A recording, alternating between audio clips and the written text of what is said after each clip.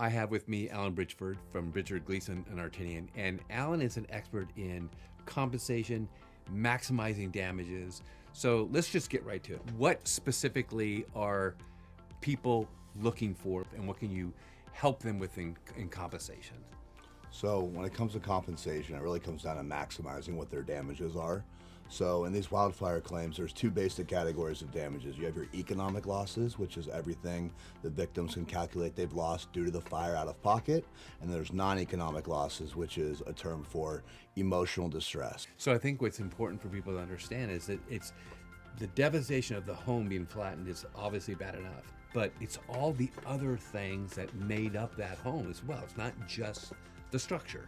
Absolutely, and it's not just the hard damages, it's the soft damages as well. It's the non-economic losses. The emotional distress value of these claims are significant because the next worst thing next to losing a loved one is probably losing your home in today's day and age. And when people are put out of their home and they've lost every single possession they've ever owned, it's difficult. And every single day we hear from clients, hey, I went to reach for this today and I realized I don't have that anymore. And it's traumatic and it's emotionally draining and it's a long process to get back into the structure they were once in.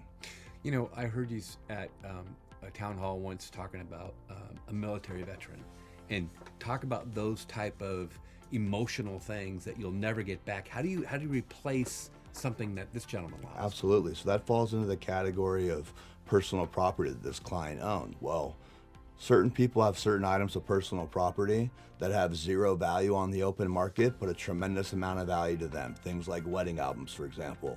Well, this client, for example, he flew in the Navy and he had his uniforms and some awards, honors, medals that he planned to hand down to his son and to his grandchildren. Those were irreplaceable items that got destroyed in the fire, and it held a tremendous amount of weight when we were arguing for his emotional distress damages at a binding mediation in front of a retired judge, and it resulted in a larger settlement outcome for him. What is the deadline for filing a claim? So the technical answer is the negligence statute of limitations runs at 2 years. Now, with that said, we tell our clients, the sooner you sign up with an attorney who's experienced, the sooner they can start working on maximizing your damages and building your claim with you. So when you talk about everything that we've just discussed, it can get overwhelming. What are the mistakes they could fall into when it comes to compensation?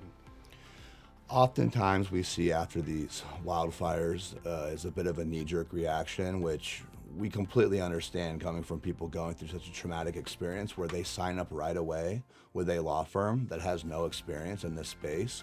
Wildfire law is a very particularized area of law where it requires some expertise in maximizing the values of these damages. There's really only a handful of firms that have worked on the majority of the wildfires in California. I use the analogy, if you have a heart issue, you're going to go to a heart surgeon, not a foot doctor. This is, we're the heart surgeons of the wildfire space. This is what we do and what we specialize in. We don't focus on different areas of law. You know, I've been at many town halls and I see after the breakout session and you do your presentation on compensation and you sit down with people individually. What are you feeling from them? What's that interaction like?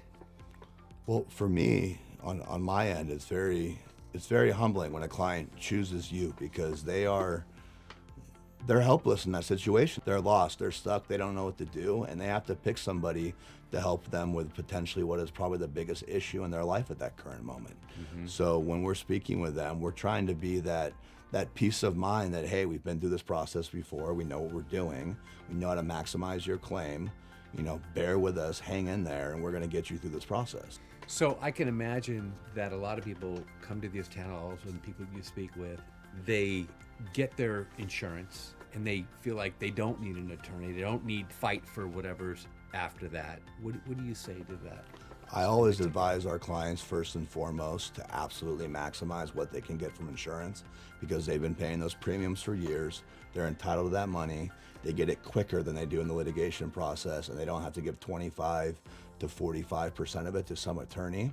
With that said, we've yet to see a single burn down victim who's been completely covered by insurance. And even if they were, nobody has insurance for emotional distress. This is a lot of great valuable information, but at the end of the day, that contact at the town hall is really where you guys are going to make a difference. Why is it so important? Someone who's watching this video, take the time and go to a town hall and meet you guys. We're confident in our abilities to help these individuals out when they become victims of these wildfires. We know what we're doing when it comes to maximizing their claims, and we are confident that if they come to one of our town halls, they will see that we are truly the experts in this space. And not just that, but we like to actually meet our clients. We don't just do a bunch of advertising and online signups. We truly like to shake the hands and look in the eyes of the people that we are working for to help them recover and be made whole, because it motivates us that much more, being able to put a face to a name. They're not just a file to us like they are at some other firms. Right.